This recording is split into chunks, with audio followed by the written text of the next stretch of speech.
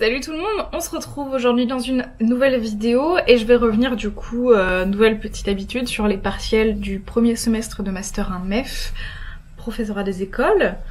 On a eu beaucoup de dossiers, on a fait tous les partiels à distance cette année du coup et on est parti.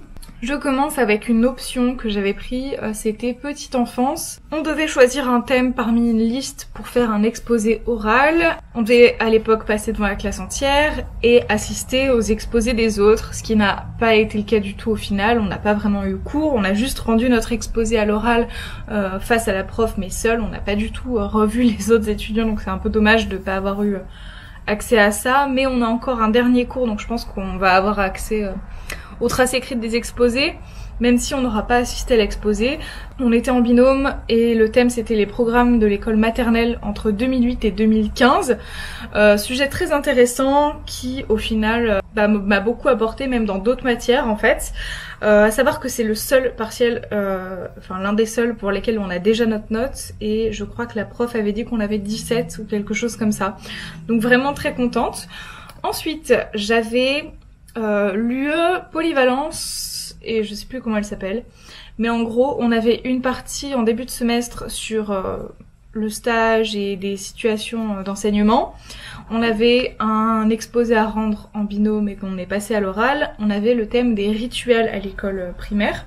Et dans cette UE polyvalence, on a eu une deuxième partie du semestre avec analyse de l'activité. En gros, c'était à partir de ce qu'on avait vu en stage. On choisissait une séance faite par la prof en stage qu'on observait et on apportait une critique dans un dossier qu'on rendait. C'était à faire en binôme, du coup avec un binôme de stage. En gros, on redonnait le contexte du stage, le contexte de la séance, de la place de la séance dans la séquence. On choisissait une problématique parce qu'il y a plein de choses à analyser dans une séance en particulier, donc on avait le choix de qu'est-ce qu'on veut observer le plus. Et on a fait le choix d'observer les gestes professionnels de l'enseignant dans le cadre de la séance, donc comment elle agit par rapport aux élèves. Est-ce que quand elle passe dans les rangées, elle regarde des choses précises parce qu'on voit qu'elle va pas vers tous les élèves. Il y avait une différenciation en même temps pédagogique, donc forcément ça joue. Et plein de choses comme ça, c'est très intéressant. Pour le coup, globalement, il y a aucun vrai sujet ou partiel pour lequel je me suis sentie en difficulté, à part peut-être un, mais on y reviendra quand ce sera l'heure. J'avais une option SVT qui demandait de réaliser un livret scientifique et pédagogique de 2 pages. Je lis le document qu'on avait pour faire le dossier à côté. Et en gros, on devait présenter une activité pédagogique et sur le cycle de notre choix de l'école primaire de 20 à 45 minutes. Et vraiment, on avait des thèmes à choisir, qui sont en général les thèmes qui sont dans les programmes scolaires, il n'y a pas de magie là-dedans. J'avais pris bien évidemment le volcanisme. Je me suis dit que c'était en gros prévoir une partie du dossier de mise en situation professionnelle, ce qui était très pratique, même si j'ai une deuxième option au prochain semestre pour travailler ce dossier. J'ai essayé de prendre de l'avance et je me suis dit autant, voilà, sachant que c'est le même prof en plus que je vais retrouver au deuxième semestre, quitte à faire. J'ai pas encore la note, mais du coup en gros globalement on donnait les objectifs d'apprentissage, la place de l'activité qu'on prévoyait dans la séquence, les compétences travaillées, une différenciation. Je sais plus si j'ai parlé d'une éventuelle évaluation, mais à voir. Ensuite, il y avait un cours de politique de l'éducation.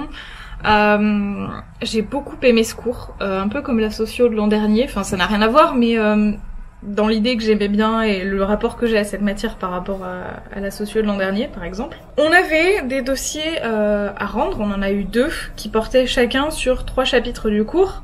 J'ai beaucoup aimé ce format parce que ça permet de vraiment rendre le dossier à l'avance, de faire nos notes, etc. Parce qu'on pouvait le réaliser à plusieurs, je ne l'ai pas fait. Il y avait, pour chaque chapitre, on choisissait un mot-clé ou une notion qu'on développait dans un petit tableau, on faisait un petit paragraphe sur cette notion.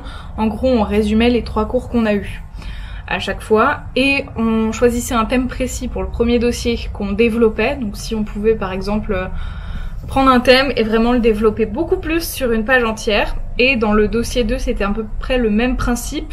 On avait une notion par chapitre, mais la deuxième partie, c'est au lieu de développer une notion qu'on a vue en classe encore plus en détail, on avait une page du site du ministère de l'Éducation sur les pratiques de l'éducation artistique et culturelle, et on devait donner les grands axes majeurs qui étaient présentés sur cette page, et on devait proposer dans les grandes lignes un projet de cycle sans détailler les séances. Et c'était intéressant parce qu'il y avait du coup une petite partie didactique quand même. Personnellement, j'ai très clairement proposé un projet culturel et artistique sur l'année entière en cycle 3 avec monter une pièce de théâtre du début à la fin, par exemple dans le cadre d'une séquence de français sur le théâtre, commencer à faire travailler les élèves sur ce genre, les faire découvrir le genre, plus ensuite partir sur un côté de rédaction, que eux choisissent un thème, donc comme ça peut être lié à plein de choses, par exemple l'environnement ou quoi. Et ensuite on accompagne les élèves dans la création d'une pièce de théâtre, il peut y avoir des intervenants extérieurs, un partenariat culturel avec un théâtre dans le quartier ou dans la ville, donc voilà, c'était très intéressant. Ensuite on avait une UE école et phénomènes sociaux, avec 2 sujets à faire. En combien de temps? C'était pas écrit. Cette année, on a eu beaucoup de chance par rapport à d'autres classes ou quoi. On a eu souvent environ 24 heures pour faire les partiels, ou alors on avait je crois que le pire qu'on ait eu c'était peut-être maths, où on a eu genre une demi-journée. On a fait de 8h du matin à midi l'après-midi, mais c'était totalement faisable pour un partiel QCM de 2 heures, donc voilà, on a eu largement le temps de s'organiser, de faire comme on voulait, donc ça c'était très cool. Le premier devoir du coup en école et phénomènes sociaux, c'était l'école et les inégalités de genre, sous la forme d'un tableau en 2 colonnes, indiquer les arguments qui donnent à penser que l'école reproduit ou non les inégalités de genre. Donc de prime abord, j'étais en mode, il va y avoir une colonne un peu vide là quand même, ça va être inquiétant. Et au final, j'ai été médisante parce que la colonne que je pensais allait être moins remplie est en fait la plus remplie de mon devoir. J'ai dû bouger les marges, vraiment, la gueule de mon devoir, c'est genre... il y a pas la place, il y a pas d'espace, comme on était limité en nombre de pages, il fallait que ça rentre.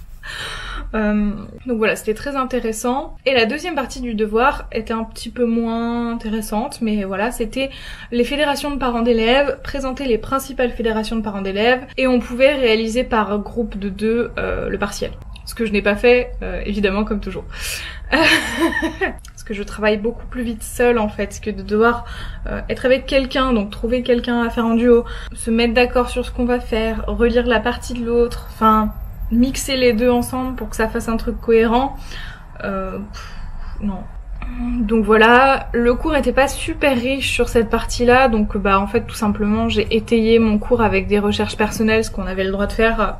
Donc j'ai regardé les sites des fédérations parce que c'est les plus à même de parler d'elles-mêmes, je pense. Et en plus de ça, j'ai aussi posé quelques questions à ma maman qui, quand moi j'étais au lycée, a très longtemps été dans les fédérations de parents étudiants et était très engagée dans les conseils de classe et tout, donc voilà, je voulais aussi avoir un peu son avis pour peut-être changer ma vision des choses ou peut-être ajouter 2-3 petits points auxquels j'aurais pas pensé toute seule. Ensuite, on avait le mémoire, le lieu du mémoire, je suis dans le lieu pratique culturelle support pédagogique. On n'a pas eu beaucoup de cours, on n'a pas...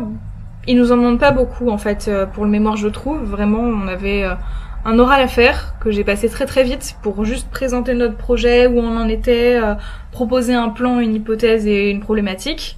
Pas grand chose jusque là. Et on avait une trace écrite à rendre de cet oral pour la partie notée du semestre 1. Au prochain semestre, je devrais rendre un début du mémoire, donc seulement quelques pages, je crois que c'est même pas 20, donc c'est vraiment pas grand chose. Et on continue le mémoire et on le finit en Master 2. Pour le coup, c'est assez chill quand on sait que l'an dernier en L3, on a quasi fait un mémoire sur un seul semestre. Ensuite, UE, sciences et technologies, la matière qui m'a sans doute le moins plu. Pourtant je viens d'une filière SVT, c'était justement je pense le problème, parce que le prof était un prof de collège. Comme c'était pas un prof de la fac, dès qu'on est passé à distance, il a plus pu nous donner cours. Il nous donnait des PDF vite fait, 1 semaine sur 2, voilà, donc c'était pas très chargé, on avait quelques fois des exercices à lui rendre mais c'était pas noté ou quoi, on avait un retour souvent, mais voilà, c'était pas j'ai rien appris, concrètement j'ai rien appris parce que genre les connaissances scientifiques je les avais déjà et c'était pas trop un cours tourné pédagogie malheureusement, donc voilà, en fait il y avait beaucoup de recherches personnelles à faire et en final comme j'avais en plus l'option SVT qui était un peu dans le même genre où on avait des devoirs à rendre et c'était plus axé pédagogie, j'ai plus appris en option que dans ce cours-là qui compte plus dans la moyenne. Et en partiel, on avait une situation de classe avec ce qu'on pouvait faire et on devait, pour faire une première partie, résumé théorique des connaissances sur le développement des animaux, en lien avec l'activité proposée. Et on devait envisager des activités pratiques qui utilisaient les élevages, les données des situations décrites précédentes et de divers documents qu'on avait ensuite. Donc on avait une sorte de corpus de documents et on devait proposer genre des activités, donc comme une petite séance. C'était pas fou. C'était pas le sujet que je préfère le plus au monde. Le développement animal, c'est pas... Voilà. Hein. Écoutez... C'est pas ma partie préférée dans tout ce qui existe dans la SVT, mais c'était ça, donc voilà, c'était pas une catastrophe. C'était il y a longtemps, donc en fait je m'en souviens peu. Ensuite, l'UE de mathématiques. Alors on a eu deux choses. On a eu déjà un devoir maison à rendre que on pouvait faire en binôme. C'était même très conseillé de le faire à 3 ou en binôme, donc du coup j'ai essayé de faire ça en binôme. Avec une pote à moi, ça s'est très très bien passé, on a plié le devoir en 2 jours alors qu'on avait du lundi au dimanche pour le faire. On a rendu, c'était mercredi. Et c'était clairement de la didactique, donc on avait une situation, un problème, on devait donner la typologie du problème posé aux élèves, expliquer les raisons, les choix pédagogiques de l'enseignant sur l'usage de la calculatrice ou non, etc. On avait des productions d'élèves en annexe qu'on devait analyser pour décrire la procédure utilisée par l'élève, donc comment il a fait, etc. Si vous avez du mal à partir des schémas ou des productions d'écrits d'élèves à comprendre leur procédure, moi ce que je fais en général, c'est que j'essaye de... Quand il y a une méthode graphique, par exemple, de s'il y a plein de ronds, j'ai essayé de compter les ronds pour voir déjà s'il y a un lien avec les données numériques qu'on a, et si vraiment on a trop de mal, le mieux c'est de repartir de zéro et d'essayer de se mettre dans la peau de l'élève pour voir à peu près comment il aurait pu faire. Donc voilà, il y en avait un autre exercice de géométrie, toujours côté didactique, etc. Donc ça c'était cool. Ensuite, on avait un QCM, du coup j'ai pas les questions sous la main, QCM qui était du coup à 8h du matin jusqu'à midi. Je ne suis pas du matin, vraiment, et ça m'a fait du mal de me lever si tôt. 2 jours de suite parce que la veille il y avait eu français en plus, donc j'étais au bout du trou. Vraiment j'étais fatiguée en fait. Et je sais que j'ai du mal à me mettre dedans dans des apprentissages dès le matin. Donc en fait, plus j'ai avancé dans le QCM, plus j'ai eu l'impression que c'était facile. Donc vraiment au début, j'ai dû perdre un temps monstrueux sur les 5 premières questions, il y en avait 20, parce que mon cerveau voulait pas se mettre en marche, que j'étais perdue, que j'étais pas sûre de moi, que j'étais en mode faudrait faire ça, mais du coup flemme ou je sais pas, ou genre ah non, il y a peut-être une autre solution et tout. Bon, des trucs stupides, en sachant que c'est un QCM. Donc en fait, il y a des propositions. Donc si au pire t'es perdu dans la solution ou dans comment résoudre le problème, juste teste les solutions proposées déjà. Mais j'ai mis 1000 ans à faire ça. Voilà, donc maintenant je le saurai pour les prochaines fois. Et en fait vraiment, le début du partiel était plus sur de l'arithmétique. Et apparemment c'est pas mon point fort. Donc vraiment, tout simplement. J'ai mis 1000 ans à rentrer dedans et tout, et j'ai fini par passer à autre chose, passer dans des questions plus avancées pour voir... si je les galérais tout le long ou pas déjà. Et je me suis rendu compte qu'en fait, après il y avait des probas, des statistiques, de la géométrie, et que ça allait tout seul. Vraiment, j'ai dû faire la moitié du partiel en une demi-heure sur les 2 heures données, alors que j'avais dû perdre plus d'une demi-heure sur 5 premières questions. Donc vraiment... j'ai ramé au début, je me suis enfermée dans un truc de je suis nulle, je vais pas y arriver et tout, c'est terrible. Et quand j'ai eu la force de passer à la suite et de me dire c'est pas grave, on reviendra dessus plus tard et vois ce qu'il y a d'autre que tu peux faire, en fait je me suis rendu compte que les 3/4 du partiel étaient très largement faisables, c'est juste que pas de chance, les questions qui me plaisaient le moins étaient au tout début, donc c'était un peu décourageant. Et au final je me suis rendu compte que j'avais fini le partiel totalement dans les temps, donc ça va. Ensuite, français, non, EPS. EPS, on n'était pas noté ce semestre, donc y a rien à dire. Histoire, alors moi j'ai été contente du sujet. Honnêtement, j'étais contente. La prof avait dit qu'il y aurait un corpus de texte, de la didactique, mais elle avait dit qu'elle savait pas encore si elle nous mettait de l'histoire, de la géo ou un peu des deux. Et en fait, moi je trouve qu'elle a été gentille parce qu'elle nous a fait 2 sujets différents et on avait le choix entre les deux. Donc on avait le choix entre histoire ou géographie. N'aimant déjà pas spécialement l'histoire depuis très très longtemps. J'ai vu le sujet, je me suis dit non, c'est mort. C'était la Grande Guerre, la Première Guerre mondiale en sujet d'histoire. On avait un corpus de documents, c'était les mêmes questions pour les 2 devoirs, donc c'est assez équivalent je trouve. Donc genre identifier le corpus, analyser l'apport de chaque document dans une séance voilà, dans un cadre scolaire, les apports pédagogiques et tout. Et après on devait proposer une séance ou une séquence en utilisant ou non ce corpus et en justifiant nos choix. C'est pas un corpus qui m'a enchantée et qui m'a dit je vais prendre le sujet d'histoire. J'ai pris géographie parce que le sujet m'intéressait, enfin je préfère la géographie déjà de base, et le corpus, je voyais beaucoup plus de choses à en dire que en histoire. Que vous dire, j'ai bien aimé ce sujet, j'ai trouvé ça cool et globalement on a été très nombreux à prendre plutôt géo que histoire. Ensuite français, et là c'est déjà moins bien. Premièrement, on a eu un sujet type question 1 du concours, donc vraiment analyse de texte, et c'était intéressant. Le corpus était sur, on avait genre et pratiques scolaires, l'éducation à l'égalité, la représentation des femmes dans les manuels de français, le sexisme au programme et un extrait de Mémoire d'une jeune fille de rangée de Simone de Beauvoir. Donc un corpus plutôt féministe, je dirais, plutôt tourné égalité homme-femme, donc c'est très intéressant. Et pour le coup, c'était un sujet avec lequel j'étais plutôt à l'aise et je suis contente après coup de la copie que j'ai rendue dans le temps imparti qu'on avait, parce que pour le coup, on n'avait pas tant de temps que ça, on était vraiment à peu près... Enfin, on devait faire ça dans les temps du concours, quoi. Donc c'est chaud. Je crois de mémoire que j'ai dépassé en termes de temps parce qu'on avait 24 heures pour rendre, mais on devait normalement prendre que tant de temps pour faire le partiel. Et c'est si dur. Au concours, en fait, il y a un moment, il va falloir faire une raison de on ne pourra pas rendre une copie parfaite en étude de texte parce que il n'y a pas assez de temps dans les épreuves du concours. Donc en fait, à un moment, il faut juste faire efficacement le plus vite possible et on peut pas tout dire. Donc c'est vraiment dommage, mais écoutez, c'est comme ça. Donc il y avait ça. Et ensuite, on a eu une partie Q2, étude de langue. Et c'était un enfer sur Terre pour moi, parce que les autres ont déjà eu de ça en licence 3 quand ils étaient en présentiel. Moi, l'étude de français, la grammaire, la conjugaison, ça fait longtemps. J'ai galéré ma vie quand j'étais petite, et même si après coup, ma mère a passé beaucoup de temps avec moi à corriger ses problèmes, je suis plutôt bonne en français, autant expliquer maintenant, moi c'est un enfer. Vraiment, la Q2 c'est un enfer sur Terre. Redire quelle est la fonction grammaticale des mots, redire quelle est leur classe et ce genre de choses, et non, un enfer. Au deuxième semestre, on a phonologie. J'ai jamais fait de phonologie de ma vie, on est mal barré, hein, clairement. Surtout que la prof de phonologie nous a préparé un cours de phonologie écrit avec des exercices. Donc déjà, un cours de phonologie écrit, ça va être compliqué. Bref. Donc voilà, vraiment français, question type Q2. Non. Vraiment, je l'ai pas trop senti de ouf. J'ai fait ce que j'ai pu et j'espère avoir la moyenne, mais vraiment c'est le partiel où je le sens moins, quoi. Ensuite, art. Je suis un peu acide quant au partiel d'art parce que on a déjà à peu près les notes. On avait un sujet qui était sympathique sur l'impressionnisme.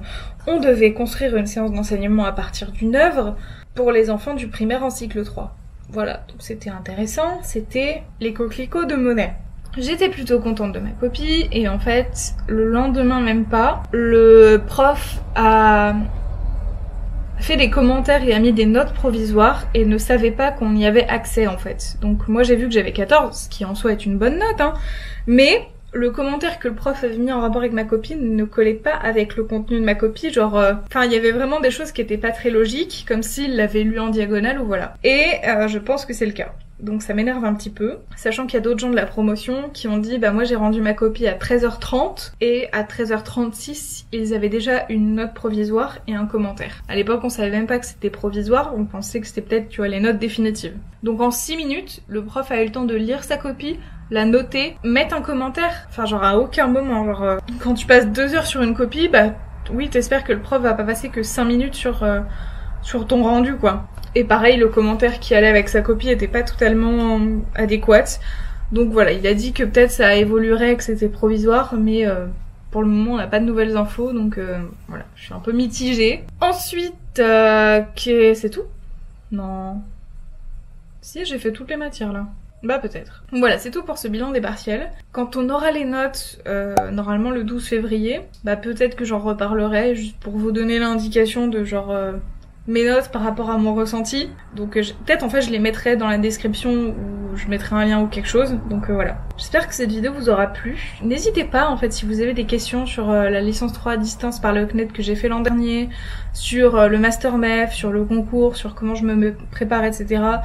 À commenter directement parce que Il y a plein de gens qui se posent des questions, c'est bien normal. Et il y a plein de gens à qui j'ai répondu en commentaire, à qui j'ai envoyé des mails ensuite, ou des gens qui m'ont trouvé sur Facebook, voilà. N'hésitez pas, ça me fait toujours plaisir de partager mon expérience et d'expliquer comment moi j'ai fait mes choix et de ce que je conseillerais ou non. Et je vous dis toujours à très bientôt. Je ne sais pas du coup, je ne sais pas. Quand est-ce que je filme, quand est-ce que quoi, voilà. Prenez soin de vous du coup, ciao ciao.